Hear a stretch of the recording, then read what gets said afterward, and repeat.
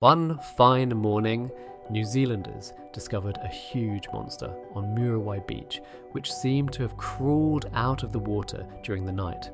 Its gigantic body, covered in a thick layer of shells, writhed on the sand like a creepy creature from a nightmare.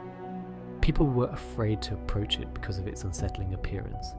The bravest tourists were curious, but still observed the giant object from a distance, noting that it was densely overgrown with shells of the most bizarre shapes and sizes.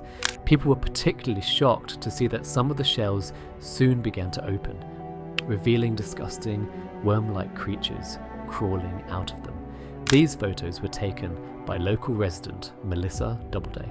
She stood at a safe distance from the monster, trembling with fear, yet unable to take her eyes off the gruesome sight. Deciding to move a little closer, Melissa noticed strange creatures resembling shelled worms that had never been seen in the area before, peeking out of the opened shells. Their thin stalks wriggled like animated tentacles, clinging to the sand and rocks. Some of them were covered with fine hairs, creating bizarre patterns. The published photos on social media caught the attention of scientists from a local university who ultimately solved the mystery of the sea monster. They calmed the frightened public by explaining that it was just a large snag overgrown with crustacean creatures, better known as goose barnacles. Goose barnacles are remarkable animals that belong to the subclass of ruminant crayfish. Despite their name, goose barnacles bear no resemblance to birds. Their name likely derives from their external similarity to a duck's fin, although they are entirely marine creatures. Their bodies are protected by hard, calcareous shells that are firmly attached to rocks, ships, or even whales by their stalks. These stalks can reach lengths of up to 1/2 meter, allowing goose barnacles to forage for food from passing plankton and small crustaceans. Once attached to a surface, goose barnacles cannot move again.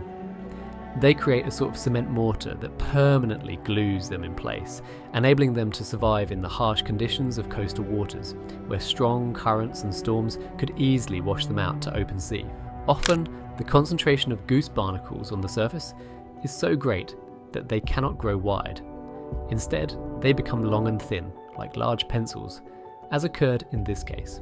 Unfortunately, if goose barnacles are brought ashore into the blazing sun, as happened with the snag on Muriwai Beach, there is little they can do. Their thin stalks are not adapted to moving on hard surfaces, and their shells quickly dry out without the protective environment of the ocean. Scientists explain that while the creature may seem like a creepy monster at first glance, it is actually a unique ecosystem that is home to hundreds of incredible organisms.